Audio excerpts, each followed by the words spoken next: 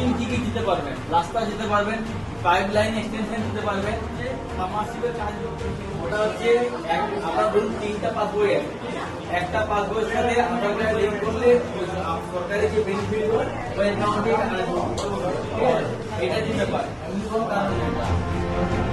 আমরা জানলে কোথায় কি করতে হয় আমরা জানি।